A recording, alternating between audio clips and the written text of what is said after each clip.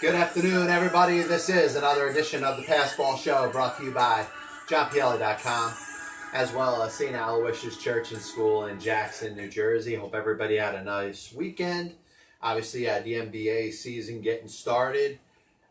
Solid week in the NFL. We could recap some of the games. I'm going to get into that a little later. A couple things kind of ticked me off over the course of this past weekend. And the first thing that I want to get into, because I do want to talk a little basketball today, we're going to talk a little football later on. Obviously, anything that's on your mind in the world of baseball, sports, and unifying America. Just give the show a call if you want, 732-364-3598. Or you could comment on the Facebook or the Periscope feed, anything that's on your mind, like I said, in the world of baseball, sports, and unifying America. There was something about Eric Reed and his comments after the Carolina game yesterday that I wanted to get a little more in detail with. And I promise over the course of the week I'll do that. But I want to think my thoughts out. I want to put them on paper. And I want to really get to the root of what I think a major problem that exists and the stuff that's going on with that. Of course, you got the comparisons, of course, to what Colin Kaepernick did by kneeling for the national anthem. Eric Reed is continuing to do it. I'm going to discuss that a little later on in a week. But yeah, as we get set, Tuesday will be game one of the World Series. You got the Dodgers and the Red Sox appearing in a World Series for the first time in 102 years. And I really thought there's a fascinating aspect to that, because you got two teams that really are considered pillars for their respective leagues. The Red Sox, of course, they're not the Yankees because they haven't had won as many American League pennants as the Yankees. They haven't won as many World Series as the Yankees. But if you're going to talk about another team that has had prominence, has won its share of World Series championships, and has represented the American League in many World Series, you would say that the Boston Red Sox fit that criteria. The Oakland / Kansas City / Philadelphia Athletics kind of fit the same bill.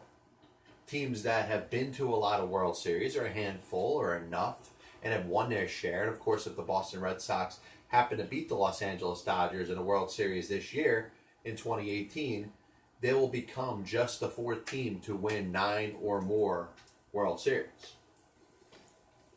And I spoke about the other day a couple fascinating things that I see about this upcoming World Series for teams that have had as much prominence as the Red Sox and the Dodgers have had. It's amazing that they're only appearing in a World Series against each other for the second time. The Dodgers sit there with 21 National League pennants. If you want to count a couple in the 19th century, it'll be 23. The 6-time World Series champions have obviously been in a lot of World Series. Only once did they play the Boston Red Sox. And you think about the amount of times that the Boston Red Sox have been in a World Series. A lot of it was early on in the 20th century. And obviously they went in a gap. They had a gap from 1918 when they won the World Series to 1946 when they got back in. Got back a little less than 20 years later in 1967. Then again in 1975, 1986. Before going on their recent World Series winning spree, winning in 2004, 2007, and 2013. And of course, if they win this year, it'll be their 4th World Series championship in the past 15 years. You got the discussion about the possibility of who is going to start Game 1 for the Los Angeles Dodgers.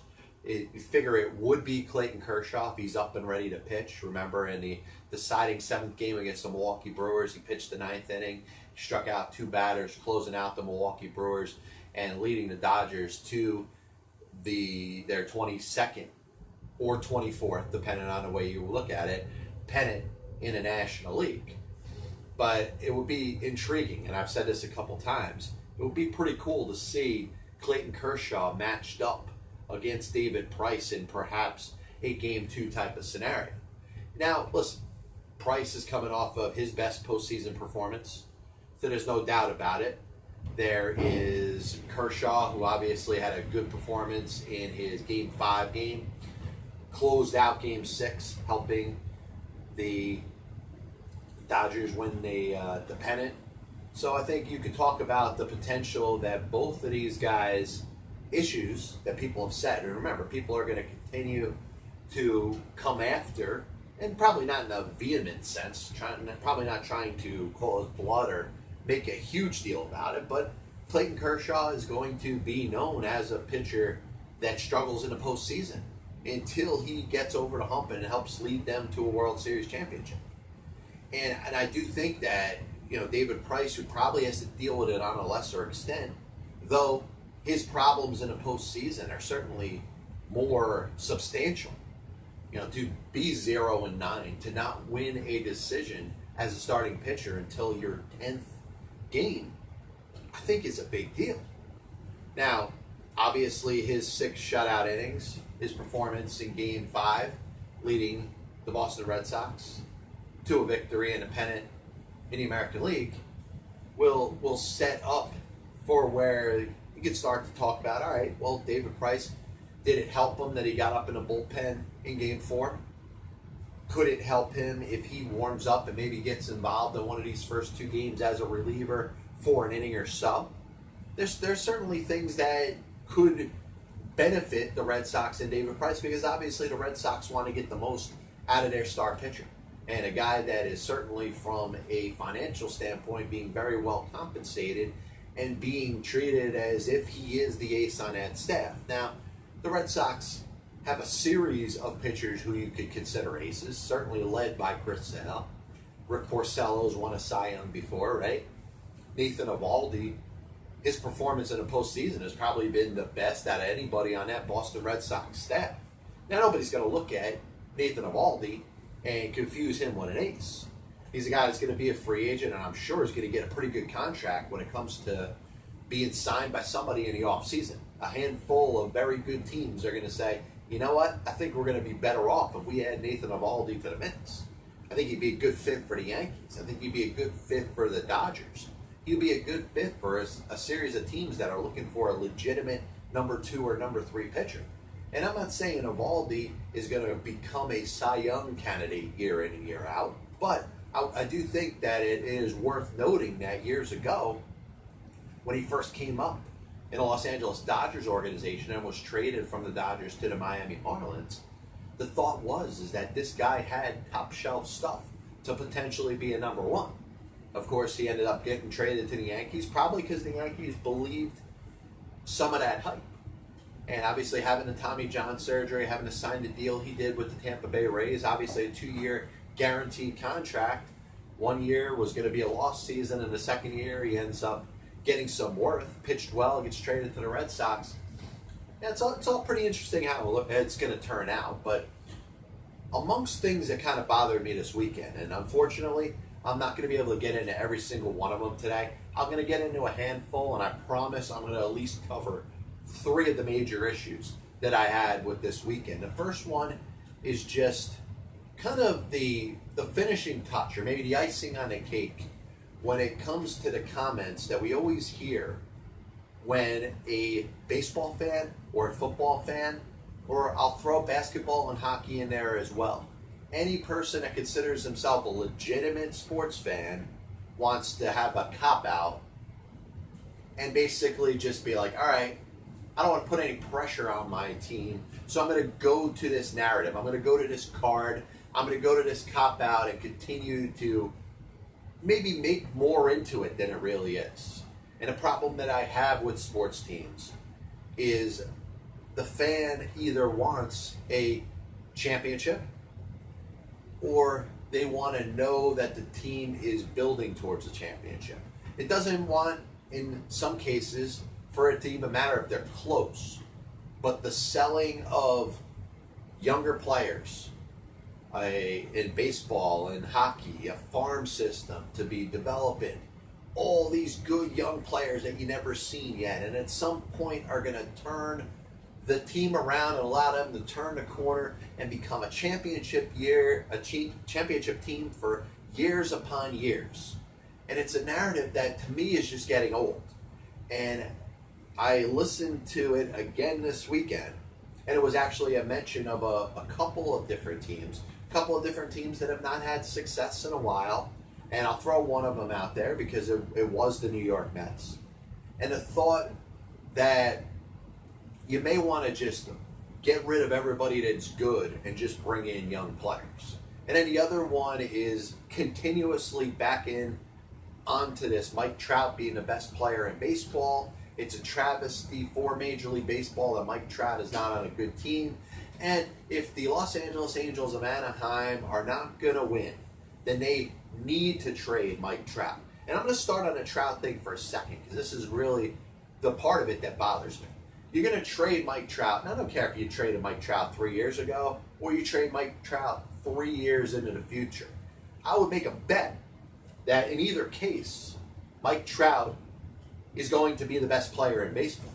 He was 3 years ago. He was this past season. And I understand there's other players that are up and coming that are in the mix. There's probably more people, more players that are in competition with Mike Trout for being the best overall player in Major League Baseball. But the truth is, the numbers that this guy puts up, the consistency that this guy puts up, there is no doubt that this is the best player in all Major League Baseball. Likely will be next year, likely will be in 2 years, and likely will probably be the best player in Major League Baseball in 3 years. So those that want to see Mike Trout traded to a better team probably have interest when it comes to fantasy sports, or maybe they just root for a good team and would love to have Mike Trout on their team. There's 30 teams in Major League Baseball, including the Los Angeles Angels of Anaheim, that would love to have Mike Trout on their team, regardless of where they sit in the standings. But the thought being that you could trade Mike Trout and get anything better than Mike Trout in return. And I don't care what kind of tag you put on an individual prospect. I don't care if it's the number one player selected in any particular draft. I don't care if this player is being compared to the next whatever. You're not getting in a trade for Mike Trout the equivalent value of Mike Trout. So if you're the Angels, why the heck would you even think about making that kind of trade? And the same thing goes with the New York Mets. If the goal is to get younger, why would you settle for trading Jacob deGrom, Noah Syndergaard, or anybody else for less than what market value would be? There are teams that are selling players off because they've quit. And I've used this word quit. And I don't think quitting under any circumstances is a positive experience for any fan. Any fan that has to deal with, and I'm not going to use the word rebuild, I'm going to use the word quit. If you have to deal with a quit as a fan, it's frustrating. It makes you not want to watch the games on TV. Surely doesn't make you want to show up and watch the games at the ballpark. It almost makes you not want to pay attention to a lot of what's going on. But we continue to get sold on prospects. We continue to get sold on the thought that the players that are coming in to an individual organization or joining a certain team are younger and have upside. But tell that to a fan of the Chicago White Sox right now. And I'm not going to knock the White Sox to a point where I say that there's no hope, that they're in trouble, that their rebuild is not going anywhere. But I will say, under no circumstances does Yoan Moncada and Michael Kopech equal the value of Chris Sale. Now, you could say at the time that they made a very good trade because they got two elite prospects. Moncada, who at the time was considered one of the best prospects in all Major League Baseball. He's not anymore. And he's got a long way to go if he's going to prove himself as a legitimate Major League regular, let alone being one of the stars of the game. So if you want to set that up and say, hey, you in some cases teams have top players and decide to sell off and quit and rebuild. Not only is there no guarantee that you're going to get equal value in return, which you're almost likely to not, there is doubt whether you're going to get anything that you're going to be able to build and use as the foundation for your team going forward. So once again, you're going to watch the rich teams in this case baseball, get richer because they're going to prey off of teams that have sold out on this silly narrative that if you just quit and rebuild and get rid of all your players, all your good talented players, you're going to all of a sudden get these players that are going to be an influx of youth and all of a sudden turn it around. how about if you're a fan of the Pittsburgh Pirates? Because the Pittsburgh Pirates, in the early part of the 90s, had a legitimate team led by manager Jim Leyland. Obviously had Barry Bonds and Bobby Bonilla and Doug Drabeck and Andy Van Slyke, Jay Bell, Jose Lean in the middle infield, Jeff King, Bill Landrum, Stan Belinda pitching at the end of the game, John Smiley. The amount of quality players that team had from 1989 to 1992 and going from 1992 into 1993. It was an opportunity. It was an opportunity that, by the way, took a little time to get to because the Pirates were nothing from the last time that they won a World Series championship in 1979. They struggled for a series of years. They finally built things up through the draft and brought in some really good players. Of course, Barry Bonds, who later becomes an immortal player. And they have their opportunity in 1991, 1992, 1993. And I'm sorry, 1991 and 92. Let me make sure I get my years right. So they win the division in the National League for those 3 years. Things don't work out. They don't get past the League Championship Series. They don't get a chance to play in a World Series. Guys like Bonds and Bonilla become free agents. And the next thing you know, the Pirates set themselves up for a rebuild. A rebuild that doesn't last 2 years. It doesn't last 5 years. It doesn't last 10 years. It lasts 20 years before they get themselves back to the position where they could consider themselves a playoff team. And how does it feel? How did it feel to be a Pittsburgh Pirates fan over that time? To wait for a rebuild and a quit, a legitimate quit, where this organization could have cared less about bringing any legitimate talent in. Certainly didn't want to pay for it, didn't want to take the time, or maybe wanted to take the time and just couldn't do it from point of developing players. But they were bad for 20 years. They got themselves in the postseason a couple years after that, and look at it. They're rebuilding themselves again. Now, this isn't a rebuild that's as significant as what they did 20 years ago, but what did a Pittsburgh Pirates fan get out of it? 20 years of quit for a couple playoff appearances.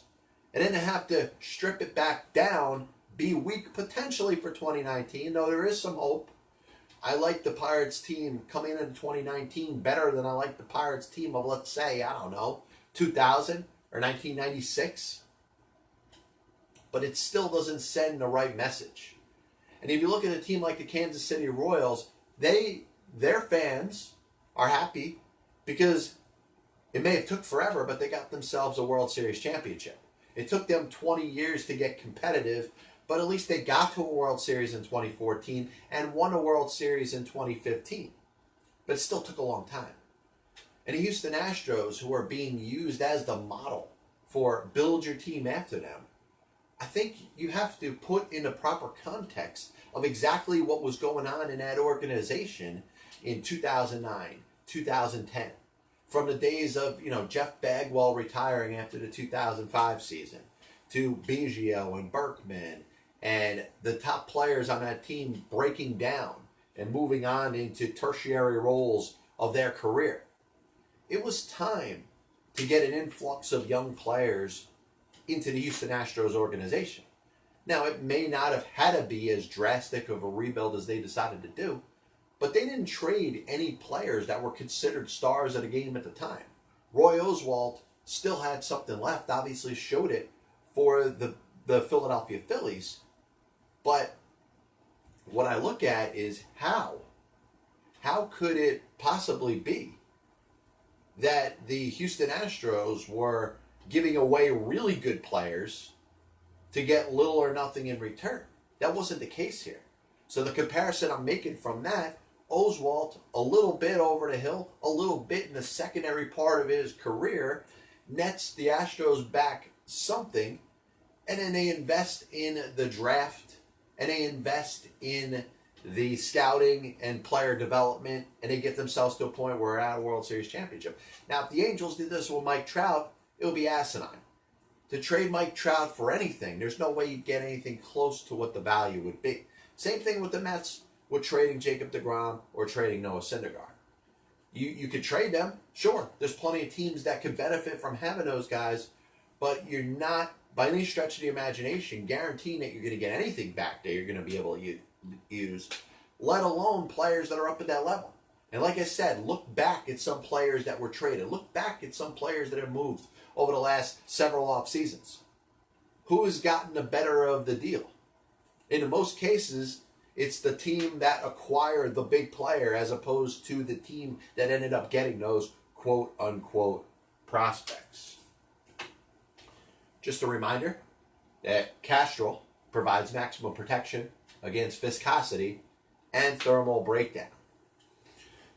So, of course, if you followed the NBA over the course of this weekend, you saw the, I guess, big fight. And listen, I understand why certain things get the attention that it ends up getting. A brawl or an altercation on a court in the NBA used to be something we saw fairly often. If you remember the days of, the bad boys and the Detroit Pistons and guys like Rick Mahorn and Bill Laimbeer getting in people's faces every game with the intention of drawing some sort of altercation. Of course, you had the NBA changing things in the 1990s where they made it an automatic suspension if anybody leaves during a fight or during an altercation. So all these things are, legit as we sit in the game as it sits in 2018. Of course, Rajon Rondo getting into it with Chris Paul. Of course, it's hard unless you were sitting courtside to see exactly what ignited that thing. But it seemed like, James Harden going in for what is kind of a James Harden type of move, lowering his head to get to the basket, upset Brandon Ingram. He didn't like the call. And then you see the scuffle between Rondo and Chris Paul, and of course Brandon Ingram being involved in it too.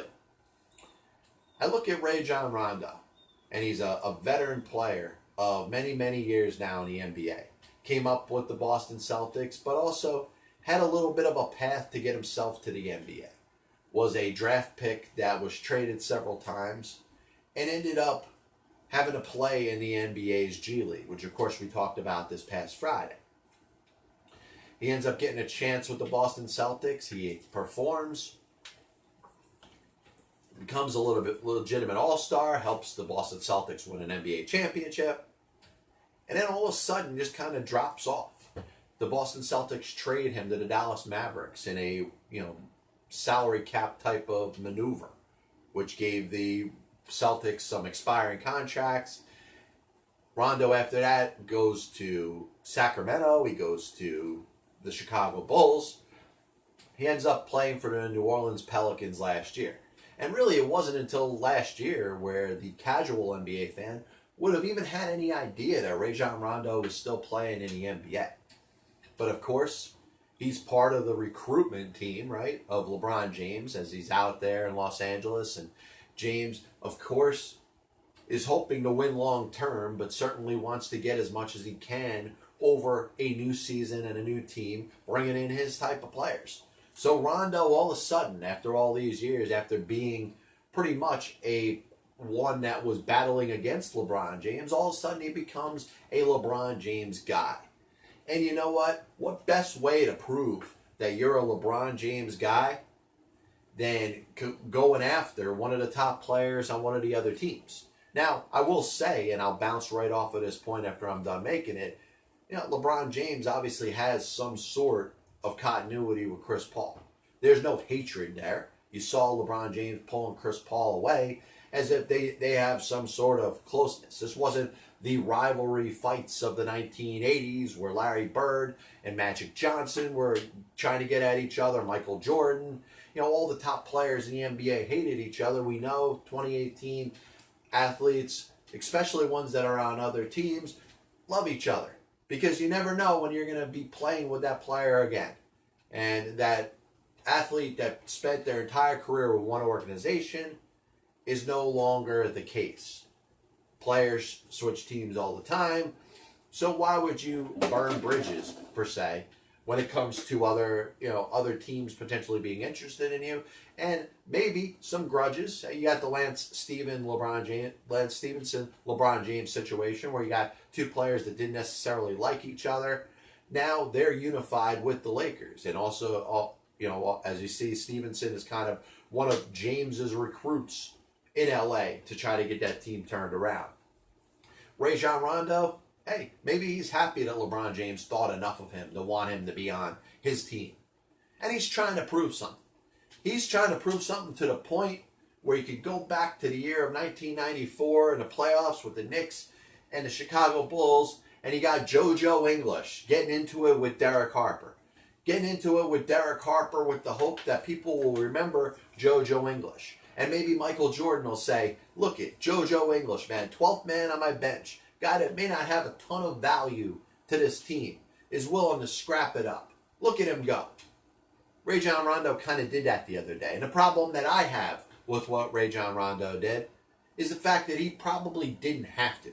He doesn't have to prove himself to LeBron James. You know what he can prove himself by doing? Continuing to perform on the court. He's had a couple good games. He's in the starting lineup. He's a very good complementary piece to LeBron James with the Los Angeles Lakers. So he should let his performance on the court do the talking. He doesn't need to man up and be this big tough guy and prove to LeBron James that he really cares about Laker basketball because he's going to mix it up with a star on another team. And he's also mixing it up with a star on another team because his star has fallen to a point where nobody even knows who he is anymore. Like I said, the casual NBA fan doesn't even know that Rajon Rondo was still playing until that fight the other day. It's like the Cleveland Indians. Oh man, it's amazing that this person's still in the league. And it's almost like Rajon Rondo had to prove to the casual basketball fan that he was still in the NBA.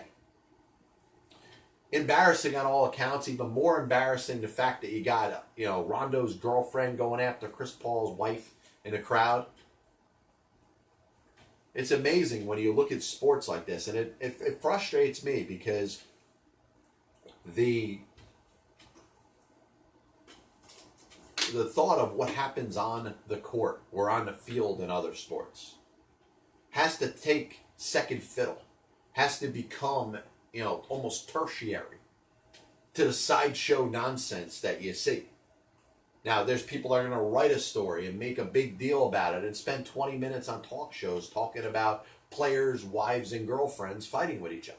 Because that's what a good part of the general public wants to see.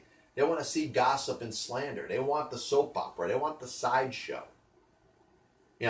Shame on you if you're watching a game between the Houston Rockets and the Los Angeles Lakers and you actually want to see some basketball. The sideshows are making the sports by themselves become a joke. I'll throw this disclaimer in there. This copyright and broadcast is authorized under internet rights granted by the World Wide Web and is solely for entertainment of our audience. Any publication, reproduction, other use of the pictures, descriptions, and accounts of this show without the express written consent of the Passball Show, JohnPielli.com, and John Pielli LLC is prohibited. Any commercial or other use of the program, such as by charging admission for its showing, is similarly prohibited. So, as a Titans fan, I'm watching the end of the Titans-Chargers game from London. Obviously, still early in the morning, still before any of the 1 o'clock NFL games have started. And you got a team driving down the field within the last minute. And you got Marcus Mariota leading the team to what looked like it should have been a game-tying touchdown with 31 seconds to go in the game. The thought process is always there since the game has changed, since it's not just a standard after a touchdown, you kick the extra point. Since the NFL has gone college football rules, and now the 2-point conversion is a legitimate part of the National Football League, there's always that option that a coach or team can decide to go for the 2-point conversion at any time. A lot of coaches will stick, hey, if you're down by 2, yes, you need 2 points, you're going to go for it. If it's to tie a game, you'll take the 1 point and you'll settle for the tie. Now, obviously, the changes with the field goal kicking and the extra points being moved back makes it not as much of a sure thing that the place kicker is going to simply add that extra point. You had a game that was decided yesterday by a missed extra point by one of the better kickers in the entire NFL, in Justin Tucker. You had the Saints winning by a point because the extra point that would have tied the game was missed. So it's always going to be a discussion whether you feel enough in your kicker. Maybe a kicker's struggling. Maybe he's missed a couple extra points, and you don't think that that simple PAT is a sure thing. You had a situation with the Rams a couple of weeks ago when Greg Zuerlein got hurt. If your kicker gets hurt mid-game, how much do you trust your punter or anybody else to be able to put the ball through the uprights? It's not a sure thing for a regular NFL kicker, let alone somebody that doesn't do that regularly. So it's understanding that you score a touchdown, you got 6 points, let's go for 2, and let's get to 8. So there's exceptions to the rule all the time. But obviously, one of the cardinal rules in the NFL, if you have an option to go for 1 or go for 2, you go for 1 within the last minute of the game when you're looking to tie it. When that score, that touchdown that you get, brings you to within that 1 point, and all you need is to put the ball through the uprights with the PAT to tie the game, that's usually what you do. Mike Vrabel, very good football mind, obviously comes out of the pedigree of the New England Patriots. He worked with Urban Meyer at Ohio State. He's got a ton of experience in the sport. I really feel he's going to be a good NFL head coach. If you go for 2 in that spot, you better not mess it up. You better have a play that has been planned and gone over hundreds and hundreds of times. It's going to be the Art Williams play, the guy that created term life insurance, where you talk about his days as an old football coach. Probably has some of the most inspirational videos that you'll ever see. But he talked about writing up the greatest plays, that there's no way that these plays would ever be stopped. And the only person that could screw these plays up is you. And somebody on the Tennessee Titans team, whether it was a block, whether it was a bad throw by Marcus Mariota, screwed up what should have been that perfect play. Because if it wasn't for that perfect play, there would be no reason to go for 2 when you're down 1 after you just scored a touchdown. I'm all about innovation. I'm all about taking chances. That's a spot that under no circumstance should have not gone the Tennessee Titans' way. That was an absolute terrible job. And you're talking about a game that if they won, which there's no guarantee they would have won if they tied it, you likely go to overtime, and it's probably a 50-50 chance, or maybe you want to say it's a 40-40-20 chance in regards to a tie in the National Football League. We've seen our share, probably too many ties over the last couple of years. Of course, we're going to see more now that the overtime period is just 10 minutes. But to get that game into overtime gives yourself a chance to win that game and to get to 4-3. Now the Titans are sitting there 3-4, and you're looking at the Houston Texans, you're looking at the Jacksonville Jaguars. The Colts are still struggling. Yes, it's anybody's division, but you may go back when you're sitting there at 8 wins or 9 wins or 10 wins. And knowing that you needed 1 more to get where you needed to go, to win the division, to potentially win a wild card spot. And you look at a game like that where you let go on just a whim or a thought that you were going to go for 2 in that spot. Terrible job. Last thing I want to talk about with the 2-point conversion, there was a story I was reading, and it got a little bit of a negative review, and I get it, I understand it. But when I think of the implementation of the 2-point conversion and the way it's set with the field goal kick for the point after being moved back, I'm surprised there aren't more fakes when it comes to setting yourself up, lined up to kick that extra point, and maybe work on a couple different plays in practice. I don't know. I mean, are there certain things where you maybe are used to having a guy who, is there blocking, but very often gets off the line of scrimmage, and then you may test him getting off the line of scrimmage a couple more times. Maybe he gets a little further. Maybe he moves a little bit quicker. Maybe that defense, as they're setting up for the simple point after touchdown kick, is wondering why this guy is running off by himself after every play when they're kicking the extra point. Now you could sense, all right, if nobody's going to block him, well, maybe one time you just snap the ball directly to the holder and shuttle him the ball. But I'm surprised more teams don't try to fake the extra point and go for the 2-point conversion. Now I understand it's harder to do. You're talking about lining up if you want to from the 2-yard line and being asked to get 2 yards for 2 points. Now all of a sudden you're moving back to the 15. You're asking to get 15 yards for 2 points, or just simply kick the ball through the upright to get 1 point. But I'm just surprised it doesn't happen more often. And we have enough innovative minds in the sport of football that understand the game and are willing to try different things. And I would have thought if I was the Tennessee Titans, maybe I would have felt a little better about this if this is the way that it worked out. You line up for the extra point, and then you try a fake. You try one of those plays that you worked on in practice a couple times.